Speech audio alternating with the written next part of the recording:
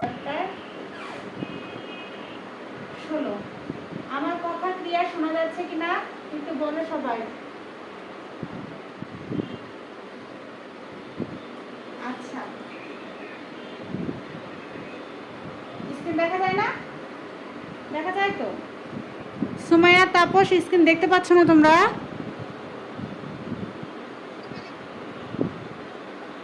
Sumaiya, screen দেখতে পাচ্ছ না? স্ক্রিন তো দেখা যাচ্ছে। আচ্ছা, এখন দেখা যায় সবার ক্লিয়ার? ক্লাস শুরু করবো। ক্লাস শুরু করতেছি। তাহলে চ্যাপ্টার 16 ত্রিমাত্রিক কার্টেসীয় স্থানাঙ্ক। ত্রিমাত্রিক কার্টেসীয় স্থানাঙ্কে আমরা সরাসরি চলে যাবে একটা থিওরিয়া। সেই থিওরিয়াম হচ্ছে 3। সবার কাছে যদি বই থাকে তাহলে বের করে রাখো। 556 পেজ, থিওরিয়াম 3 নাম্বার। থিওরিয়াম 3। এই অধ্যায় থেকে মোটামুটি যদি 2টা অঙ্ক করতে পারি তাহলে বাকি এই অধ্যায় থেকে মোট অঙ্ক আছে হচ্ছে 4টা। হ্যাঁ, 4টা অঙ্কের মধ্যে আজকে ক্লাসে আমরা অঙ্ক করব 2টা। আর বাকি যে 2টা থাকবে আজকে ক্লাসে যে 2টা করব সেই 2টারই মতোই বাকি 2টা সেম একই। তো আজকে ক্লাসে আমরা 2টা করব আর 2টা হচ্ছে আলাদা আলাদা রুলস ফলো করে। 3 নাম্বার থিওরিয়াম সরলরেখার দিক কোসাইন। সরলরেখার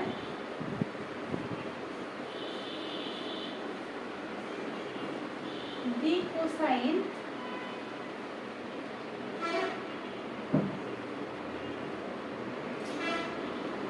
এল এম এন হইলে দেখাও যে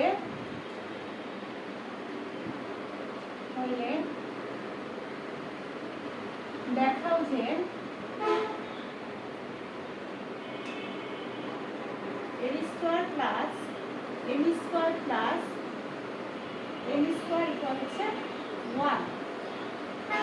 এটা নন মেজরে এসেছে, আবার মেজরেও আসছে।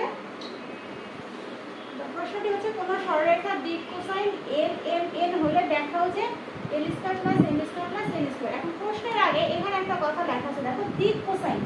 অঙ্ক করার আগে আমাদের আগে জানতে হবে যে এই দিক কোসাইন জিনিসটা কি। তো দিক কোসাইন হচ্ছে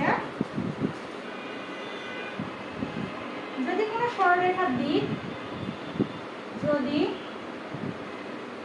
কোনো কেওয়ার্ড হবে কি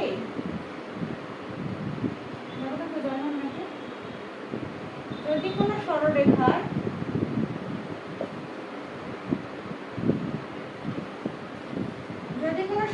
দিক কোণ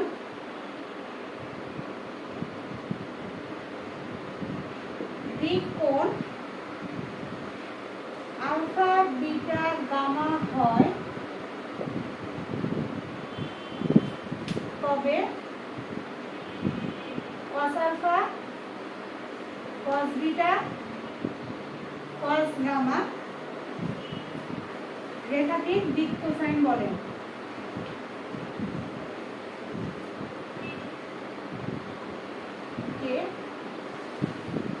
রেখাটির দিক কোসাইন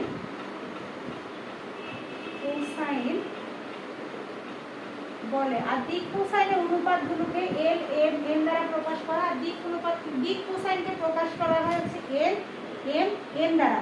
আর দিক অনুপাতকে প্রকাশ করা হয় এ কমা বি কমা সি দ্বারা।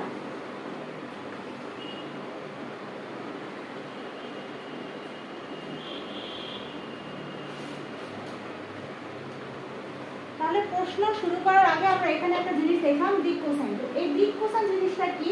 যদি কোনো সরলরেখার দিক কোণ আলফা বিটা গামা হয়, তখন একটা সরলরেখার যদি কোণের মানগুলো আলফা বিটা গামা হয় তাহলে cos alpha cos beta cos গামার যে মানগুলো নির্ণয় করবো সেই অনুপাতগুলোকে বলা হবে দিক কোসাইন। তাহলে আমাদের এখানে প্রশ্নের দিক কোসাইনের মানগুলো দেওয়া আছে এল এম এন।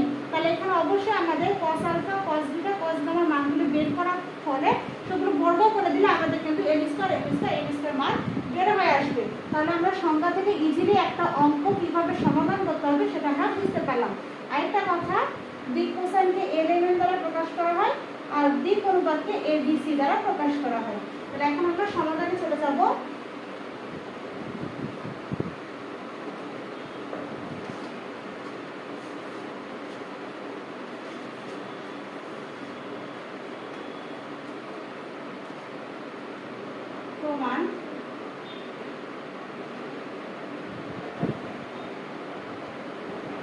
ধরি ওপি সরলরেখা, ওপি সরলরেখা, সরলরেখার দিক কোসাইন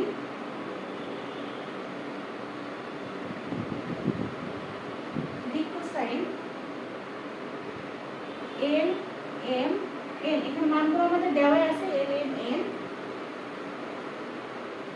যেখানে লেখা ক্লিয়ার দেখা যাচ্ছে, স্পষ্ট বোঝা যায়? হ্যালো, আচ্ছা, 3 বিন্দু স্থানাঙ্ক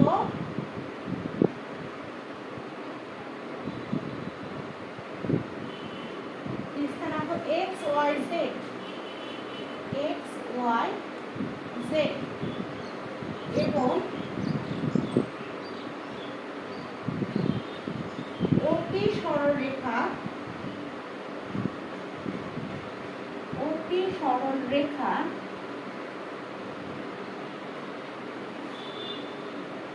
x অক্ষ, y অক্ষ এবং z অক্ষের সাথে, x অক্ষ, y অক্ষ আর হচ্ছে z অক্ষ, z অক্ষের যোগবোধক,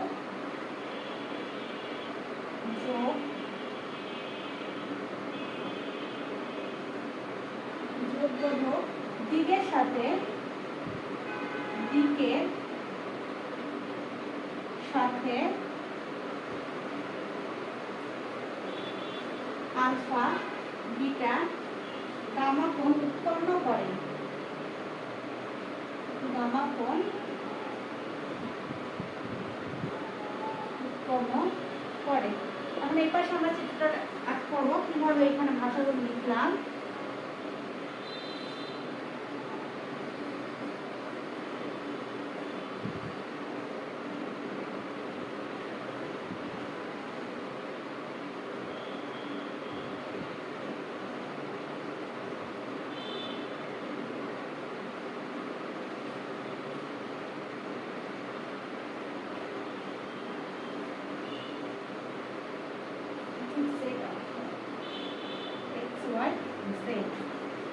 বিন্দু হচ্ছে ও বিন্দু, এখান থেকে পি বিন্দু হচ্ছে এক্স ওয়াই জেড, এটা হচ্ছে বি, সি, এটা হচ্ছে এ,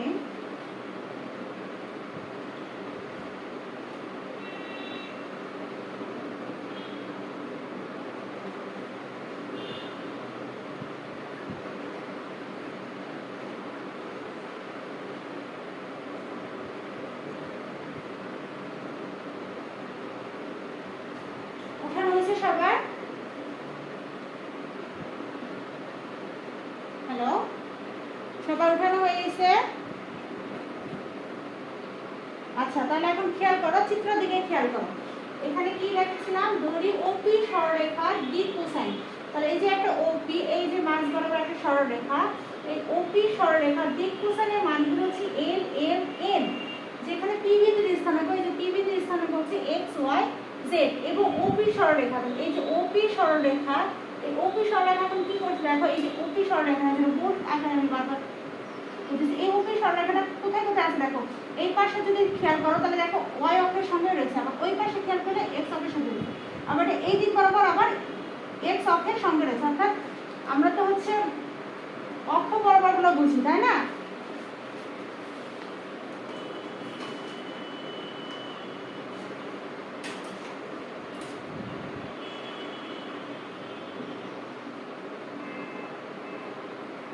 দেখা যাচ্ছে?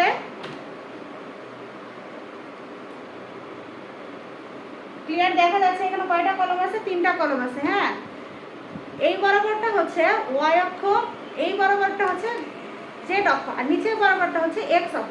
এখানে ঠিক সেটাই লেখা আছে দেখো। এখানে যদি এই দিকগুলো চিন্তা না করে এখান থেকে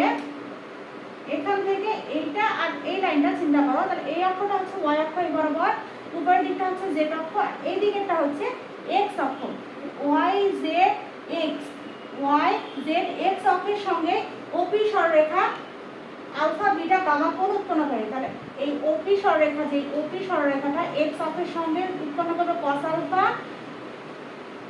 ওয়াই অক্ষের সঙ্গে উৎপন্ন করবে হচ্ছে কস বিটা, আর জেড অক্ষের সঙ্গে উৎপন্ন করবে হচ্ছে কস গামা। ক্লিয়ার? তার কোনো প্রশ্ন? হ্যালো, কারো কোনো প্রশ্ন আছে? চিত্রটা বুঝতে অসুবিধা কারো? হ্যালো, এখন আমি চিত্র থেকে কোণগুলো লিখি। চিত্র হচ্ছে ও পি এ, এই কোণটা এটা হচ্ছে চিত্র ও পি এ। ওয়ালাইকুম আসসালাম, এত লেট হলো ক্লাসে জয়েন করতে।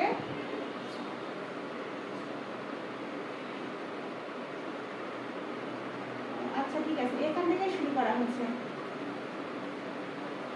স্ক্রিনশট দিয়ে রাখো, পরে রেকর্ড ক্লাস থেকে দেখে নিও। ত্রিভুজ OPA, ত্রিভুজ OPB, ত্রিভুজ OPA একটা ত্রিভুজ, ত্রিভুজ OPB এই ত্রিভুজ, আরেকটা হচ্ছে ত্রিভুজ OPC এই ত্রিভুজ। তিনটা ত্রিভুজ এখন লিখি আমরা। OPC হইতে পাই এক্স অক্ষ বরাবর হবে হচ্ছে cos আলফা, y অক্ষ বরাবর হবে cos বিটা, cos বিটা, আর z অক্ষ বরাবর হবে cos গামা, cos গামা। আর সবগুলোতে ক্ষেত্রে দেখো OP OP আছে, কারণ এখানে OP সরলরেখায়, এখানে OP সরলরেখায় x এবং y z অক্ষের সঙ্গে আলফা বিটা গামা কোণ উৎপন্ন করবে। তাই সব ক্ষেত্রে OP OP OP, cos alpha x অক্ষের ক্ষেত্রে, cos বিটা y অক্ষের সাথে, আর হচ্ছে cos গামা হচ্ছে z অক্ষের সাথে কোণ উৎপন্ন করবে। ক্লিয়ার এই পর্যন্ত? কার কোনো প্রশ্ন? আচ্ছা, তাহলে দেখো কোন সরলরেখার দিক কোসাইন l m n হলে দেখাও যে l² + m² + n² = 1। তাহলে এখানে কথা আসা হচ্ছে দিক কোসাইন। চ্যাপ্টার 16তে যতগুলো অঙ্ক থাকবে সবগুলি থাকবে দিক কোসাইন এবং দিক অনুপাত থেকে।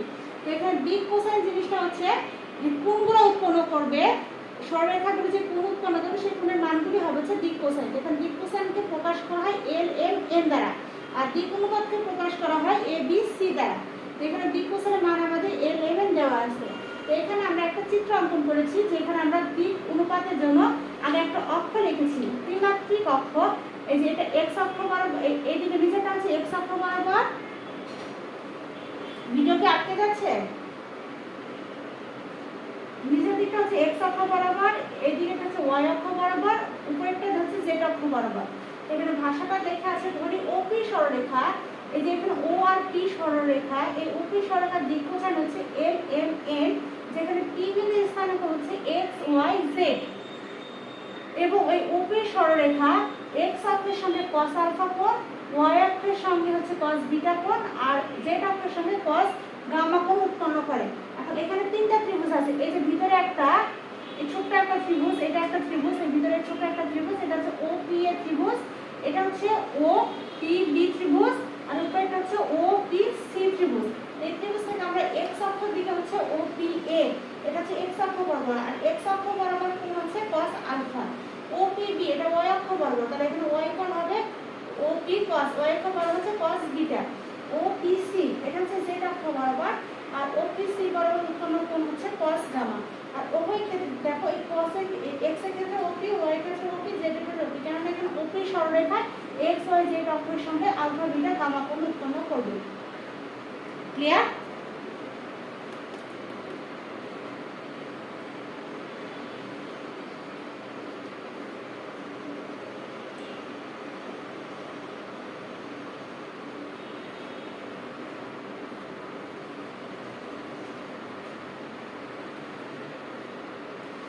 এখন আমাদের প্রমাণ করতে কি বলছে, এখানে স্কয়ার, অর্থাৎ আমাদের এখন মানগুলোকে কি করতে হবে, বর্গ করে দিতে হবে, তাহলে আমরা l² n² এর মান পেয়ে যাব। তাহলে 1 নম্বর 2 নম্বর 3 নম্বর সমীকরণকে আমরা বর্গ করে দেই। 1 নম্বর বলেছে যে এক্স ওয়াই জেড এর মানগুলো 1 নাম্বার 2 নাম্বার 3 নাম্বার বর্গ করিয়া পাই, বর্গ করিয়া পাই। বর্গ করে দিই, এক্স এর উপর স্কয়ার, ওয়াই এর উপরে হবে স্কয়ার, জেড এর উপরে হবে স্কয়ার। আর এই পাশে ছিল ওপি cos স্কয়ার, তো ওপি এর উপরে হবে স্কয়ার, cos এর উপর হবে স্কয়ার, এখানে ছিল ওপি এর উপরে হবে স্কয়ার, এদিকে ছিল cos স্কয়ার, বিটা হবে ছিল cos গামা, তাহলে ওপি এর উপর স্কয়ার, তাহলে হবে cos স্কয়ার, এটা হচ্ছে গামা। এখন দেখো এখানে ওপি স্কয়ার, এখানে ওপি স্কয়ার, এখানে ওপি স্কয়ার, তাহলে এখান থেকে একটা ওপি স্কয়ার আমরা কমন নিতে পারবো। তাহলে ওপি স্কয়ার কমন নিলাম,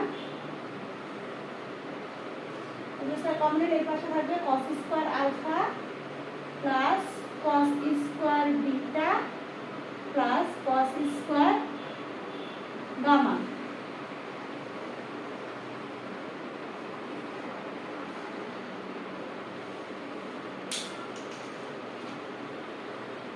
আর x square y square z square মানে হচ্ছে ওপি স্কয়ার।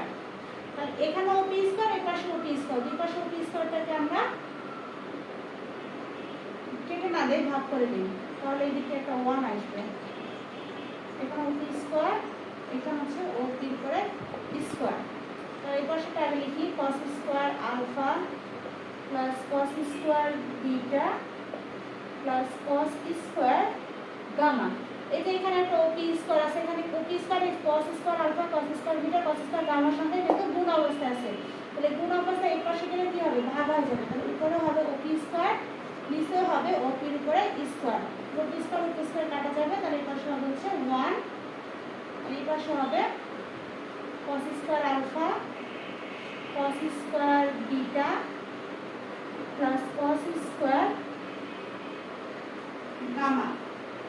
যেখানে cos আলফা মানে হচ্ছে l, তাহলে cos আলফা মানে যদি l হয় তাহলে cos স্কয়ার আলফা মানে হবে l square plus cos beta মানে হচ্ছে m, তাহলে cos বিটার উপর স্কয়ার হলে হবে m square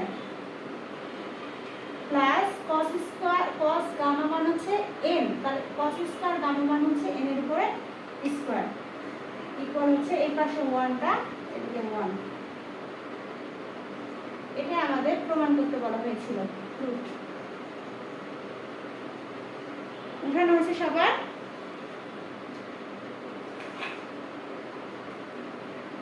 hello,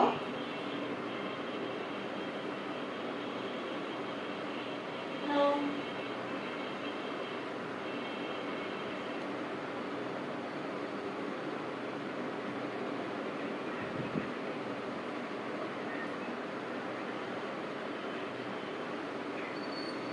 x y z কি কোন বিন্দুর স্থানাঙ্ক?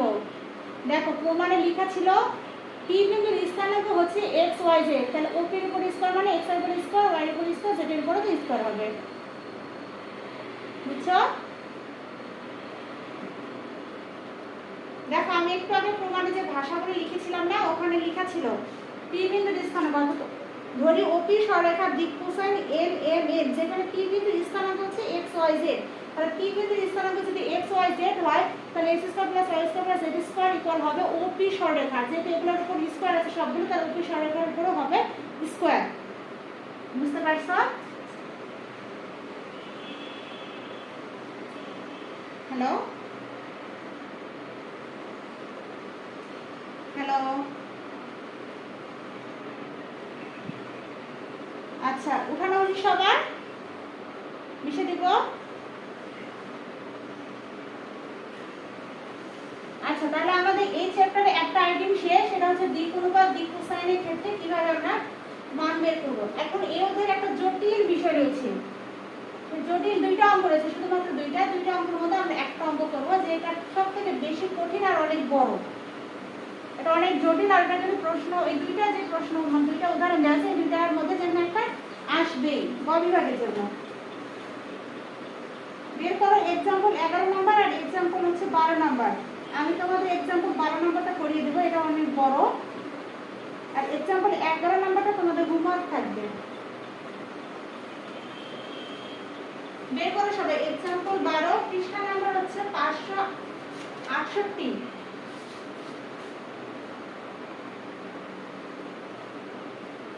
एग्जांपल 11।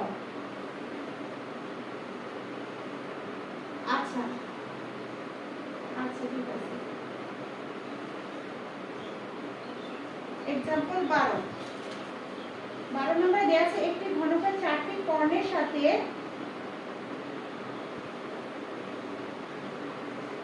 একটি ঘনকের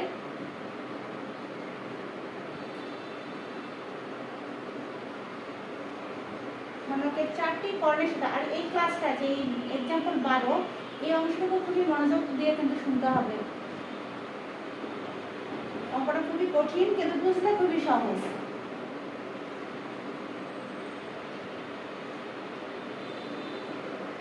কর্ণের সাথে একটি সরলরেখা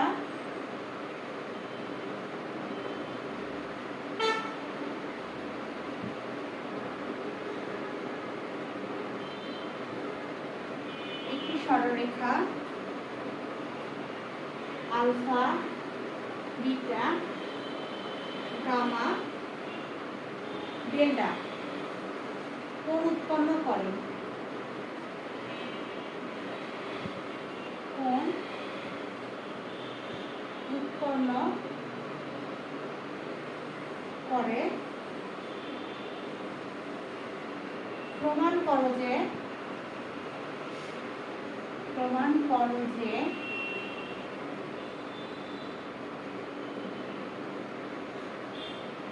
cos square alpha plus cos square beta plus cos square gamma plus cos square কলমের কালি শেষ, তোমরা একটু লাইনে থাকো, কলমের কালিটা থাকছে।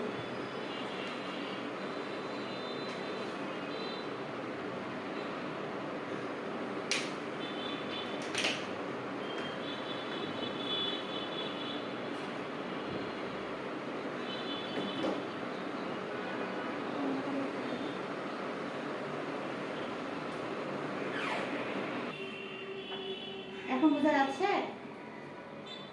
আচ্ছা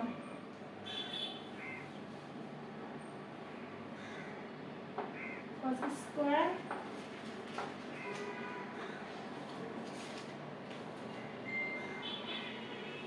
ডেল্টা মান হবে 4/3। এটা আমাদের এখন প্রমাণ করতে হবে। আমরা প্রমাণে চলে যাই। সিলেকশন মনে করি এই অঙ্কগুলোতে কিন্তু আমাদের মাস্ট বি চিত্র অঙ্কন করতে হবে, নাহলে এই যে ভাষাগুলো লিখতেছি এই ভাষাগুলো কোথা থেকে পাবো? চিত্র থেকেই তো পাবো। ও এ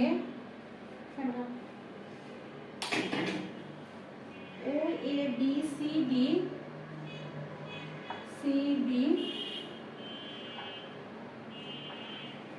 ই এফ সি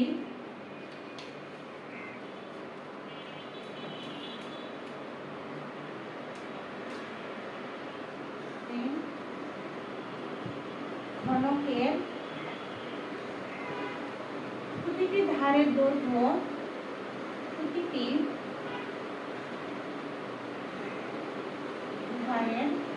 আপনার কাছে জয়েন করছিল না, চলে গেছিল না, দৈর্ঘ্য এ একক এবং ও এ ও সি ও ই ভারসমূহ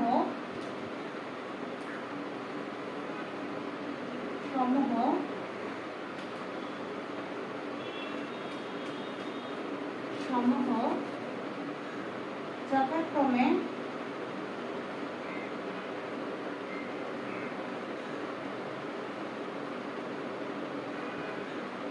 OX,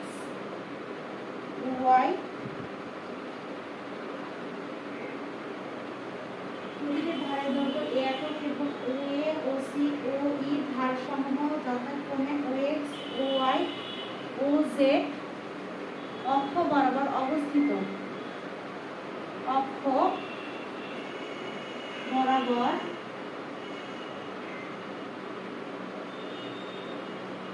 অবস্থিত।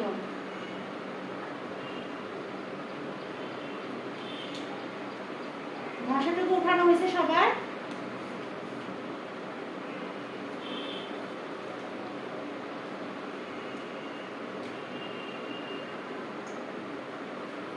হ্যাঁ, মুছে দিতে হবে, অঙ্ক বড় তো মুছে দিয়ে দিয়ে করতে হবে। আচ্ছা, চিত্রটা অঙ্কন করে তারপরে স্ক্রিনশট দিয়ে দিব। এক্স অক্ষ, এর পাশে হবে ওয়াই অক্ষ, তারপর জেড অক্ষ।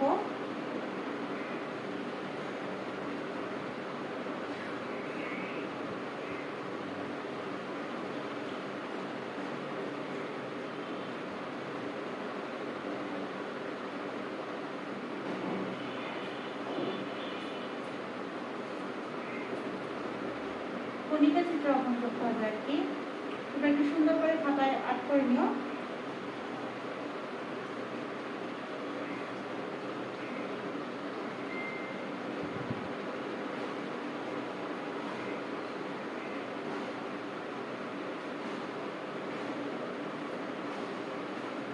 ওয়াই অক্ষ, জেড, এক্স। চিত্রটা দেখা যাচ্ছে ক্লিয়ার?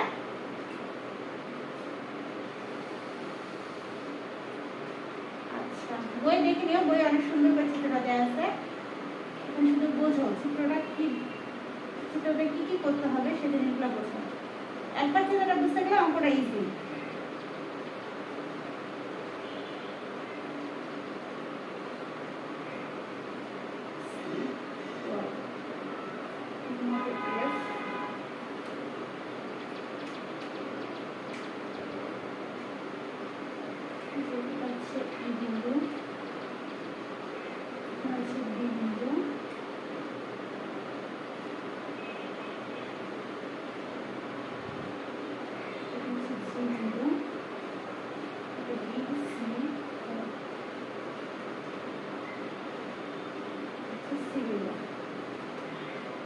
এখন কেউ স্ক্রিনশট দিতে চাইলে দিয়ে নাও।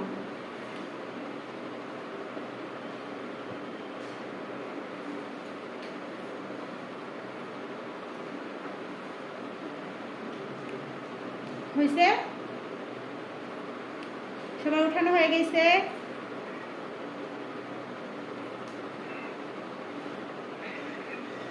আচ্ছা, তাহলে এখন খেয়াল করো, চিত্রের দিকে সবাই খেয়াল করো।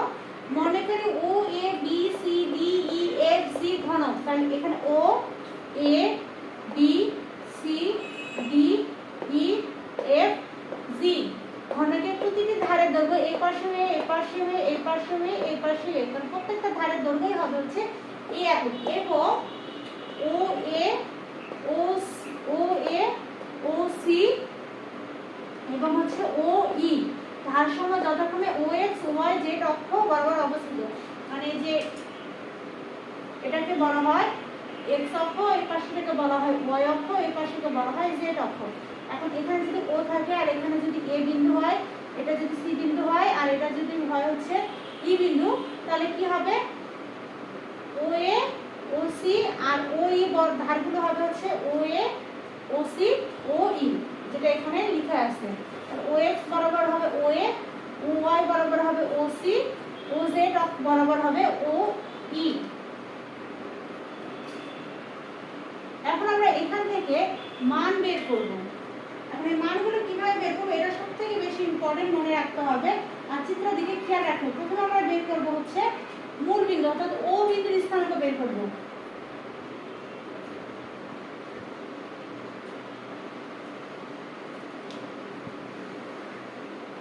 আচ্ছা, চিত্রটা অঙ্কন করতে হবে না, ক্লিয়ার দেখা যাচ্ছে তো? আচ্ছা,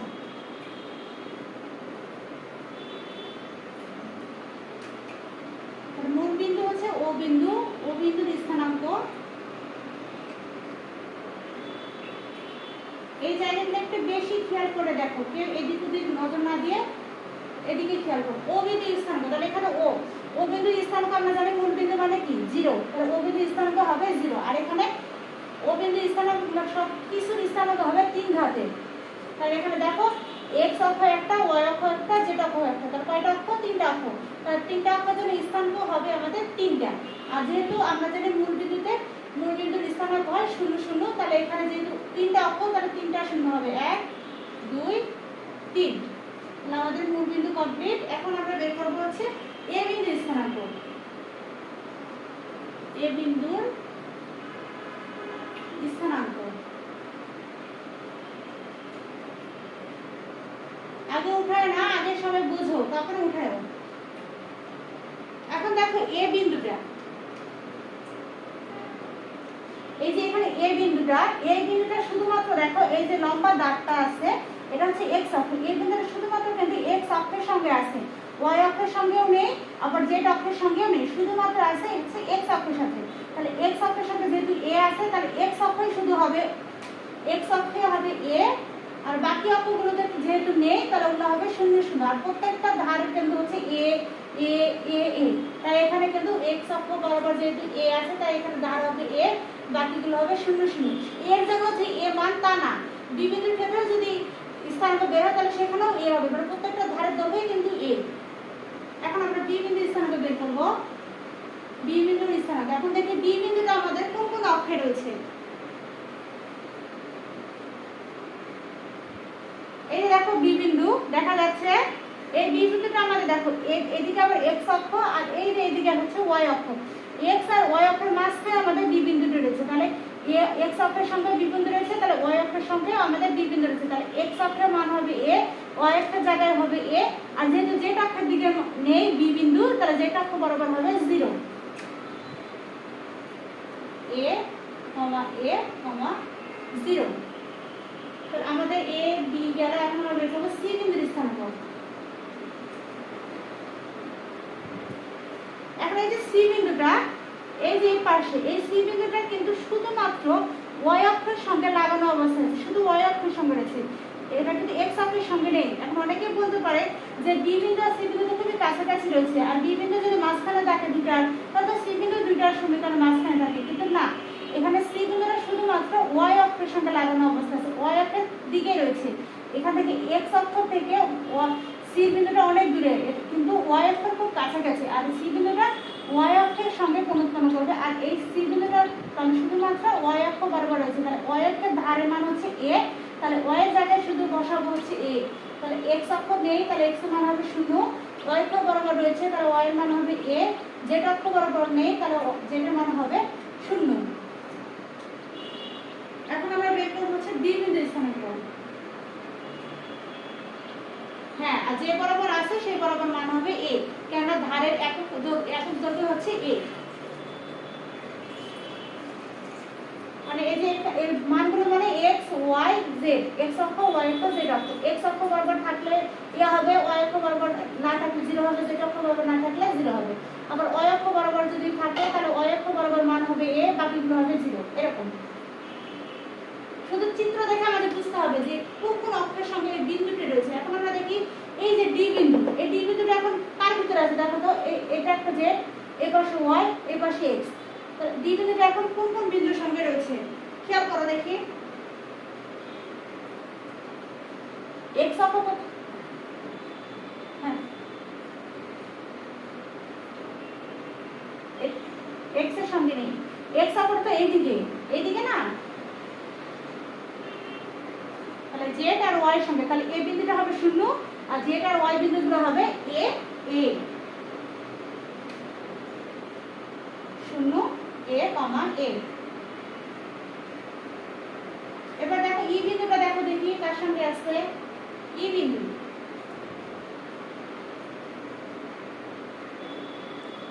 এই যে ই বিন্দু, এটা কিন্তু ই বিন্দু, হ্যাঁ ই বিন্দুটা দেখো, ই বিন্দুটা না, এখানে যদি ই বিন্দুটা, হ্যাঁ শুধুমাত্র জেটের সঙ্গে ঘুরবে না, তো এটা তো হচ্ছে ঘড়ি কাটার বিপরীত দিক না, ঘড়ি কাটার দিকেও না, এটা তো হচ্ছে দিকের ঘোরাঘুরি না। এখানে বিন্দুটা চিন্তা করবো, এখানে ডি বিন্দুটা ছিল মাঝখানে, দুইটা ভিতরে ছিল। ই বিন্দুটা কিন্তু জেড অক্ষের সাথেই আছে, মানে এইটা হচ্ছে জেড অক্ষ, এটা এখানে বিন্দুটা ই, তাহলে এখানে শুধু জেড এর সঙ্গে আছে, এক্স এর সঙ্গে নেই, ওয়াই এর সঙ্গেও নেই। তাহলে এখানে শুধু জেড এর জায়গায় হবে এ, আর বাকিগুলো হবে হচ্ছে শূন্য। তাহলে শূন্য শূন্য এ। তাহলে আমার জিরো বিন্দু হলো এ বিন্দু, বি বিন্দু, সি বিন্দু, ডি বিন্দু, ই বিন্দু। এখন হবে এফ বিন্দু, এফ বিন্দুর স্থানাঙ্ক। এখন এফ বিন্দু কোথায়? এই যে এখানে এফ বিন্দু। এখন এফ বিন্দুর স্থানাঙ্ক কি হবে খেয়াল করো। এফ বিন্দুটা দেখো এক্স এবং জেড এর ভিতর মাঝখানে আছে, তাহলে এক্স আর জেড এর জায়গায় হবে এ, আর ওয়াই অক্ষ বরাবর হবে শূন্য। এ শূন্য এ। আরেকটা বিন্দু থাকতেছে, সেটা হচ্ছে জি বিন্দু। জি বিন্দুর মানটা দেখো এক্স ওয়াই জেড সবগুলো ক্ষেত্রেই আছে, ডট ডট ডট দেয়া আছে না?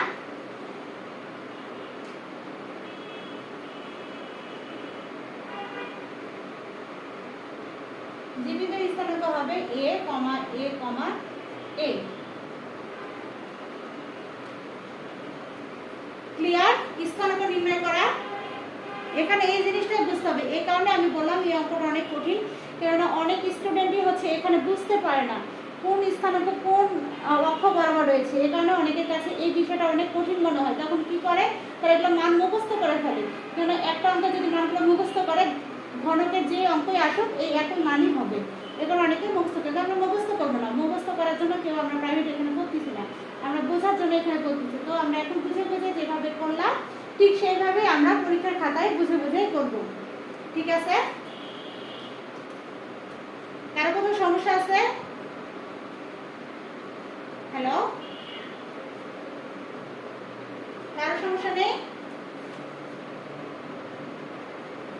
তাহলে আমি মিশে দিচ্ছি। আচ্ছা, মিশে দেওয়ার আগে আরেকটা জিনিস আমরা বের করি। আমরা এগুলো বের করলাম হচ্ছে স্থানাঙ্ক। এখন এগুলো থেকেই কিন্তু আমরা দিক অনুপাত বের করতে পারবো।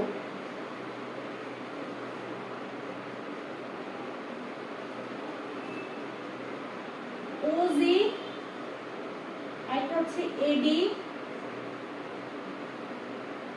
আরেকটা হচ্ছে সিএফ, আরেকটা হচ্ছে ইডি। দেখো তো এখানে কর্ণ কি কি দেয়া আছে? ওজি, ও জি একটা, ও ও জি একটা, তারপর হচ্ছে এ বি একটা, সি এফ, সি কোথায়? এই সি এফ একটা, এ বরাবর একটা, সি এফ, আর এটা হচ্ছে ইডি, ই ডি। ওজি এডি সি এফ, ওজি এডি সি এফ ই।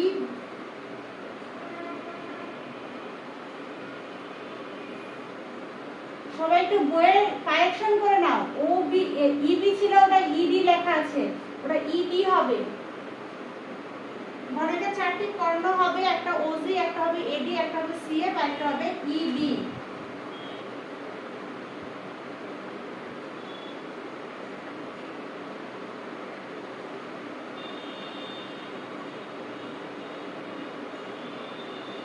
সবাই ঠিক করে নাও। এখন আমরা এই যে দিক অনুপাতের মানগুলো বের করব। তো এখানে কি আছে? ওজি, তাহলে জি মাইনাস ও বিন্দু, আর এটা হবে ডি মাইনাস এ বিন্দু, এখানে হবে এফ মাইনাস সি বিন্দু। বই কিন্তু এভাবে দেওয়া নাই, আমি তোমাদের বোঝানোর জন্য সুন্দর করে লিখতেছি শর্টকাট ভাবে, যেন তোমাদের বুঝতে অসুবিধা না হয়। এভাবে কিন্তু কখনো পরীক্ষা বা লিখো না এই জিনিসটা, এটা বোঝানোর জন্য তোমাদের দিচ্ছি, মানে বিন্দুগুলো কিভাবে বের করবো। তাহলে এখন আমরা দেখি আমাদের ওই স্থানের মান কত? 0 0 0। তার 0 থেকে আমাদের জি বিন্দুর স্থানের মানগুলো বিয়োগ করতে হবে। তাহলে এ এ এ, তাহলে 0 থেকে এ বিয়োগ করলে হবে কি? মাইনাস এ।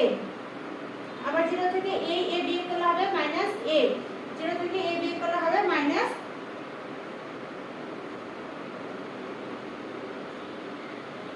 ওজি।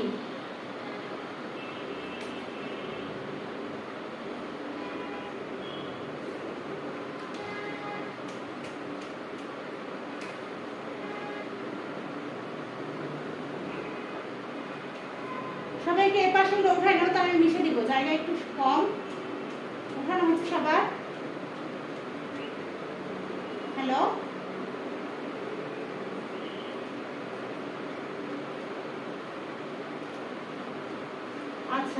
তাহলে এখন এদিকে খেয়াল করো, জি থেকে ও বিন্দু স্থানাঙ্কগুলো আমাদের বিয়োগ করতে হবে। তাহলে এখানে জি বিন্দু স্থানাঙ্ক এ এ এ আর ও বিন্দু স্থানাঙ্ক হচ্ছে 0 0 0।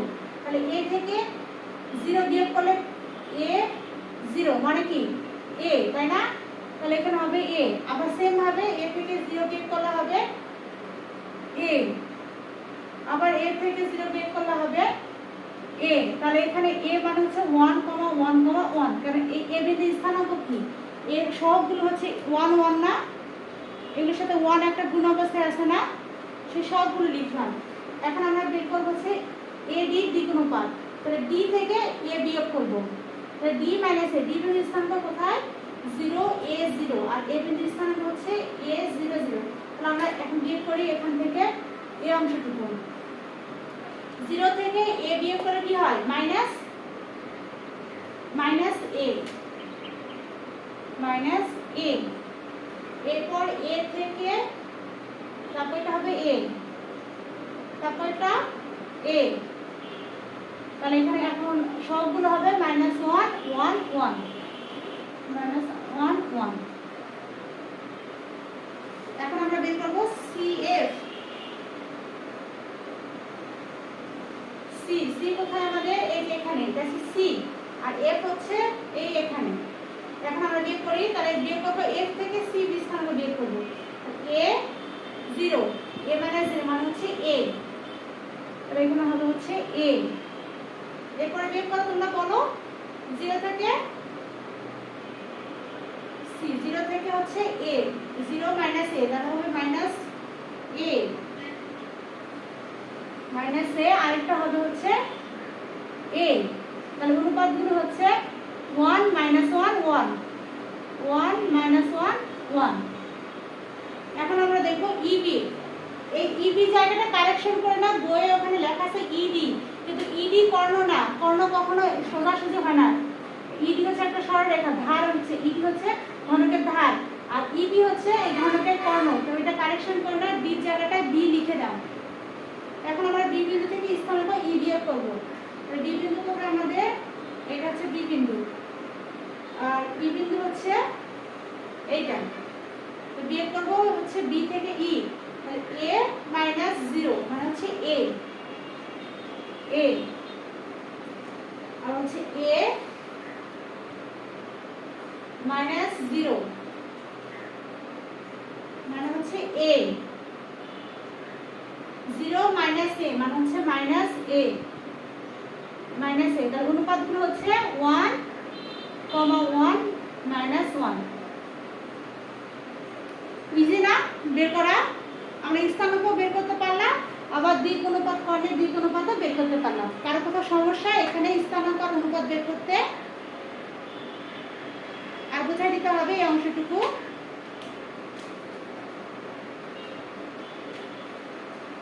আমি তাহলে মিশিয়ে দিলাম, আমরা স্থানাঙ্ক বের করলাম, দিক অনুপাত বের করলাম। এখন আমরা দিক কোসাইন বের করব।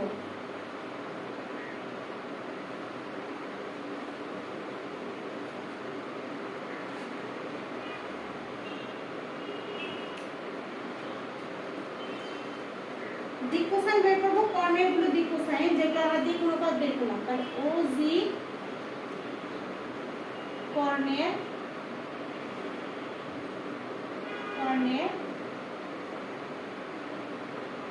দিক কোসাইন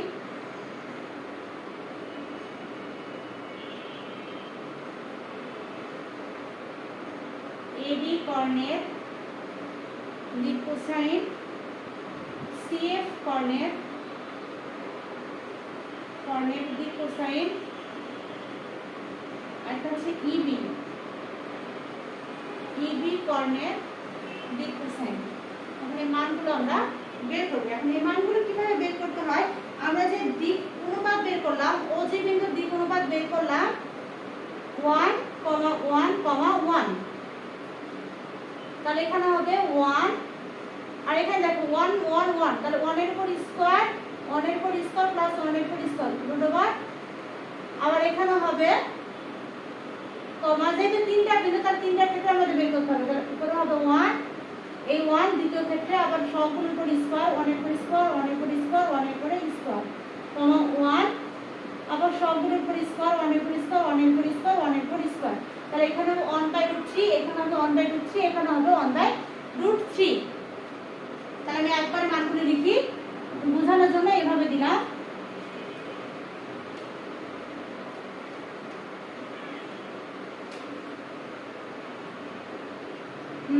তাহলে এখানে হবে 1/√3, এখানে হবে 1/√3, এখানে হবে 1/√3।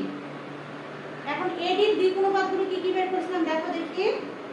এডির অনুপাত বের করছিলাম হচ্ছে -1 1 1। তাহলে একটা হবে -1/3, বাকিগুলো প্লাসের ক্ষেত্রে 1/3 1/3। তাহলে এখানে হবে -1/3 1/3 1/√3। এরপর আমরা CF এর দ্বিক অনুপাত বের করছিলাম হচ্ছে 1 1 1। তাহলে একটা হবে 1/3, মাইনাসের জায়গাটা হবে -1/3 -1/3, এটা হবে 1/3। এবার EB তে দ্বিক অনুপাত বের করছিলাম আমরা 1 1 -1। তাহলে দুইটা হবে +1/3 আর একটা হবে -1/3। তাহলে 1/3 শেষেরটা হবে -1/3। ক্লিয়ার? দ্বিক কোসাইন বের করে নিও।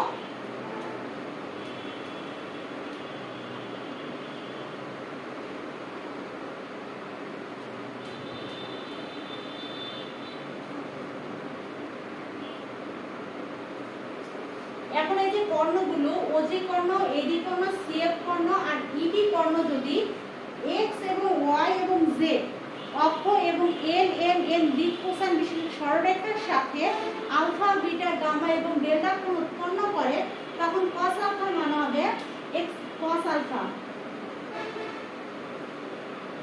cos আলফার মান হবে এই যে এখানে 1 1 1, তাহলে একটা হবে l m n, কারণ সরলরেখা আছে l m n দিক কোসাইন। তাহলে একটা হবে l, নিচে হবে √3, দ্বিতীয়টা হবে হচ্ছে m, নিচে হবে √3, তিন নাম্বারটা হবে n, নিচে হবে √3। এবার বের করব cos বিটা। এবার এটার ক্ষেত্রে cos বিটা, এটা cos বিটা এটা হবে যেহেতু মাইনাস, তাহলে -l/3 -l/3, কমা এখানে আছে প্লাস, তাহলে হবে m √3। তাহলে ব্র্যাকেট করে দাও তো।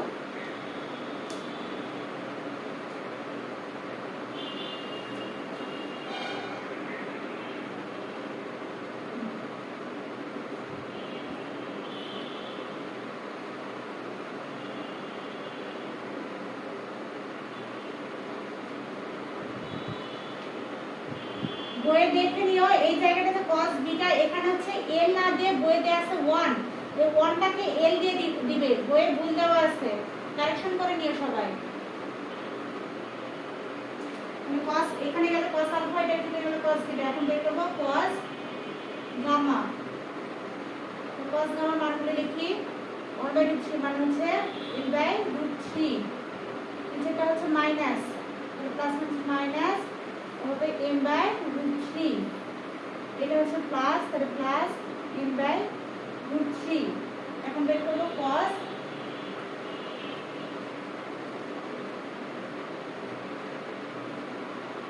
ডেল্টা।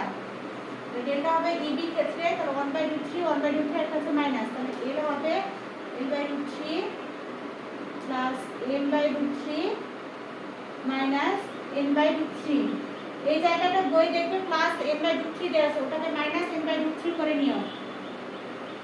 বই যে ভুলগুলো দেয়া আছে সেটা কারেকশন করে নিবে। বই একটা ভুল দেয়া আছে কর্ণ EB না দিয়ে বই দেয়া আছে ED, ওখানে EB করে দিবে। আবার হচ্ছে cos বিটার ক্ষেত্রে -1/3 দেওয়া আছে, ওটা -l/3 হবে, ওটা ঠিক করে নিবে। আর cos ডেল্টার ক্ষেত্রে হচ্ছে -n/√3 হবে, সেখানে প্লাস n/√3 দেওয়া আছে। ঠিক আছে? এই জায়গাটা বুঝছো সবাই কিভাবে করলাম?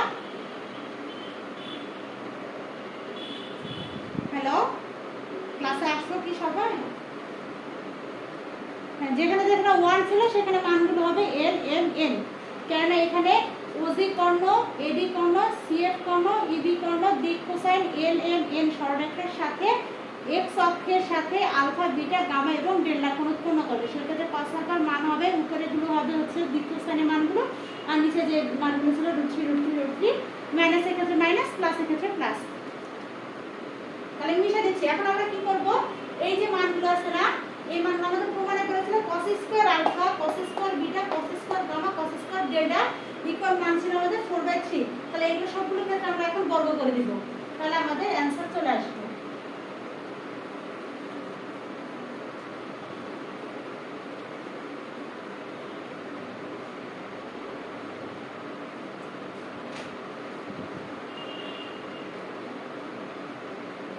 ওপরে সবাই লিখে দিয়ে উভয় পাশে বর্গ করে পাই। তাহলে বর্গ করে দিলে এখানে হবে cos square alpha, cos square beta, cos square gamma plus cos square delta.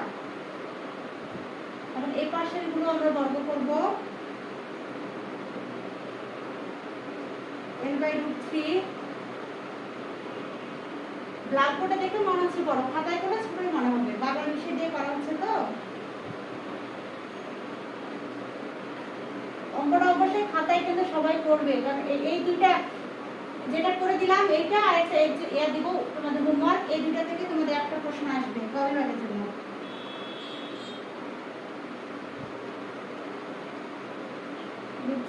Plus এখানে শুধু মানগুলো বসাচ্ছি আমি।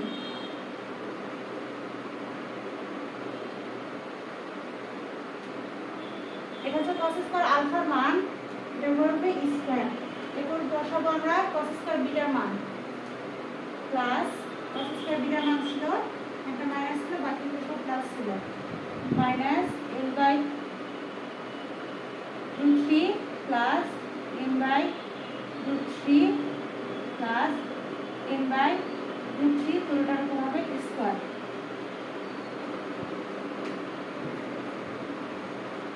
প্লাস এবার cos স্কয়ার গামার মান বসাবো,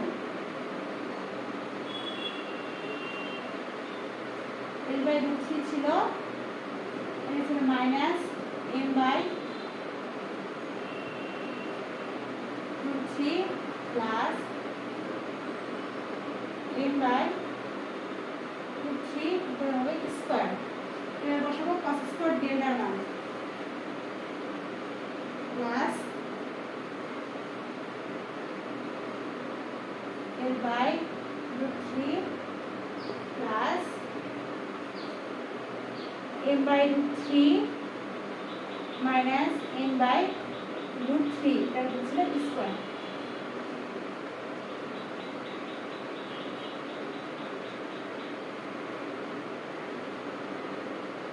এখানে হচ্ছে সবাই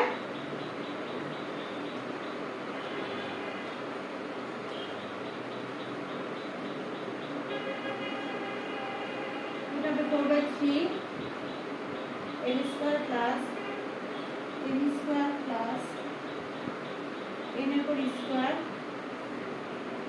এখানে হবে 2/3 ln mn plus nl minus lm plus mn minus nl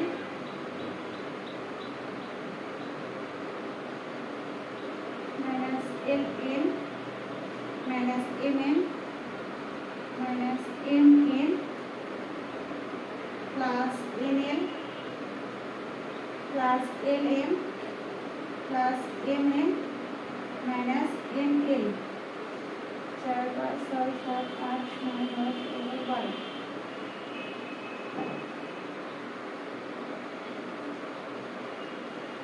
এগুলো সব কাটাকাটি হবে, প্লাস মাইনাসে কাটা যাবে। এখানে থাকবে 4/3, এখানে থাকবে l square plus m square plus l square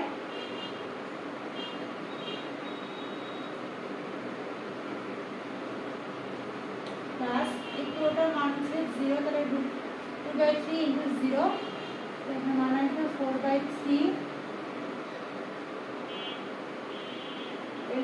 plus N square plus N square plus 0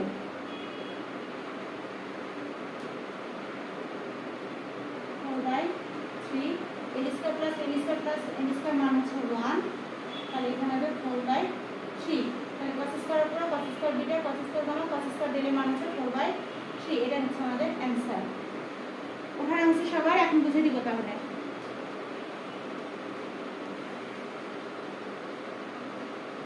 উঠানো হয়েছে?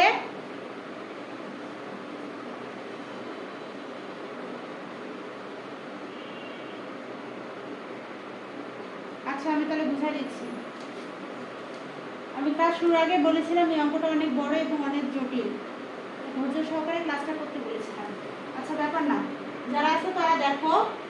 তাহলে আমরা কি করলাম, cos স্কয়ার মানগুলো বর্গ করে দিলাম, আবার cos স্কয়ার বিটার মানটা বর্গ করে দিলাম, cos স্কয়ার গামা মানটা বর্গ করে দিলাম, cos স্কয়ার ডেল্টার মানও আমরা বর্গ করে দিলাম।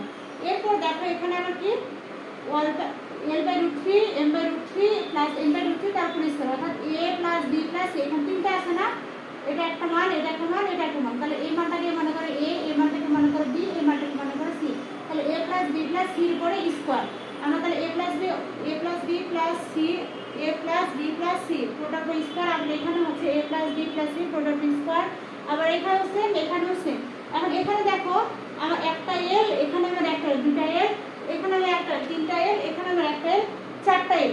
তাহলে আবার এগুলোর উপর আবার স্কয়ার আছে, তাহলে এখানে l এর উপর স্কয়ার হবে, এখানে একটা l এর উপর স্কয়ার হবে, দুইটা l এর উপর স্কয়ার, এখানে একটা l এর উপর স্কয়ার, না তিনটা l এর উপর স্কয়ার, এখানে একটা l এর উপর স্কয়ার, আমরা চারটা l এর উপর স্কয়ার। তাহলে এখানে l স্কয়ার হবে কয়টা, চারটা। তাহলে এই যে 4 উপরে একটা l স্কয়ার, আর দেখো l এর নিচেও আবার √3, তাহলে l এর নিচেও আবার কি উপর আছে স্কয়ার, তাহলে রুট স্কয়ার কাটা যাবে, তাহলে হবে 3। তাহলে চারটা l আর নিচে হচ্ছে 3, তাহলে 4/3। আর এই যে l স্কয়ার, এটা গুণ করে দাও, তাহলে গুণ করে দিলে কি হবে, 4l স্কয়ার ডিভাইডেড 3। আবার সেম এখানে একটা l, এখানে একটা l, এখানেও l, এখানে l, আবার n গুলোর উপর আবার স্কয়ার আছে, তাহলে এখানে আমার চারটা n স্কয়ার আর নিচে হবে 3। তাহলে এই যে একটা n স্কয়ার, এই যে এখানে 4 নিচে 3, তাহলে 4n স্কয়ার ডিভাইডেড 3। আবার এখানেও আছে চারটা n এর উপর স্কয়ার, তাহলে এখানে চারটা n এর উপর স্কয়ার, নিচে হবে 3। এরপরে দেখো আমরা জানতাম হচ্ছে a plus b plus c ক্ষেত্রে আমাদের কি আসবে, 2ab আসবে, 2bc আসবে, প্লাস 2c আসবে। তাহলে এখানে মানগুলো আছে হচ্ছে একটা 2lmn আসবে, 2mn আসবে, আর 2nl আসবে। আবার এখান থেকে একটা 2, এখান থেকে একটা 2, এখান থেকে একটা 2, তাহলে ওই পাশে থেকে একটা 2 কমন নিতে পারবো না, সব পাশ থেকে যদি একটা 2 কমন নেই, তাহলে এখানে কি হবে, la প্লাস ma প্লাস হচ্ছে nl। এই যে দেখো la plus mn plus nn, আর এই যে কমন নিয়েছিলাম 2। আবার এগুলোর নিচে তো অবশ্যই একটা করে √3 রয়েছে, আবার এগুলোর উপরে একটা করে স্কয়ার রয়েছে, তাহলে স্কয়ার আর √3 কাটা দিয়ে শুধু থাকবে হচ্ছে নিচে 3। আর এখানে আমার তিনটার ক্ষেত্রে আছে একটা 2 কমন নেব, আবার এখানেও এই অংশে আমাদের তিনটা মান বের হবে, এই ক্ষেত্রে আমাদের একটা 2 থাকবে, ওটা কমন নিতে পারবো। আবার এই যে এখানে আবার তিনটা মান, এখানে একটা 2 থাকবে, এই ক্ষেত্রে এখান থেকে একটা 2 কমন নিতে পারবো, এখানে আবার তিনটা মান, এখান থেকে একটা সেম, এইভাবে 2 কমন নিতে পারবো। তাহলে সবগুলোতেই কি আছে, আমাদের একটা 2/3 রয়েছে, তাই 2/3 কে একবার কমন নিয়ে শুধু মানগুলোকে ব্র্যাকেটের ভিতরে লিখলাম। এরপরে এখানে প্লাস মাইনাস করলে সমস্ত মানই কাটা যাবে, কাটালে সমস্ত মান হবে 0। 2/3 এর সাথে এটা গুণ অবস্থায় আছে, তাহলে 0টা হবে গুণ অবস্থায়, তাহলে এটা যেমন ছিল তেমন লিখলাম, এটা হবে 0 প্লাস 0। এই যে n square plus n square plus n square দ্বিতীয় স্থানের মান হচ্ছে 1, তো 4/3 মান বসে দিলে মড 4/3। এটা হচ্ছে cos square alpha, cos square beta, cos square gamma, cos square ডেল্টার মান। ক্লিয়ার? আচ্ছা, তাহলে আজকে ক্লাস এই পর্যন্ত। আর একটা হচ্ছে হোমওয়ার্ক দিচ্ছি,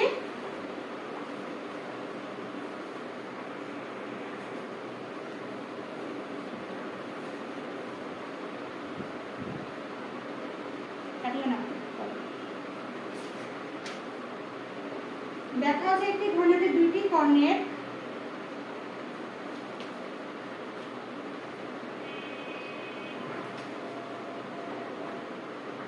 দেখা হচ্ছে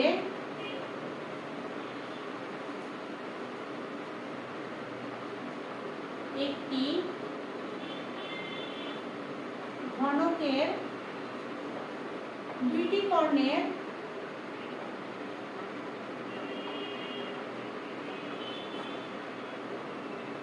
দুটি কর্ণের অন্তর্গত অন্তর্গত কোণ cos inverse 1/3। এটা হচ্ছে হোমওয়ার্ক। এই হোমওয়ার্কটা একা একা বাসায় চেষ্টা করবে, যদি কোথাও কোনো সমস্যা হয় তাহলে হচ্ছে সরাসরি আমাকে হোয়াটসঅ্যাপে নক করবে কোথাও বুঝতে অসুবিধা হলে। ক্লাসের ক্লাস এই পর্যন্তই, ভালো থাকবে সবাই।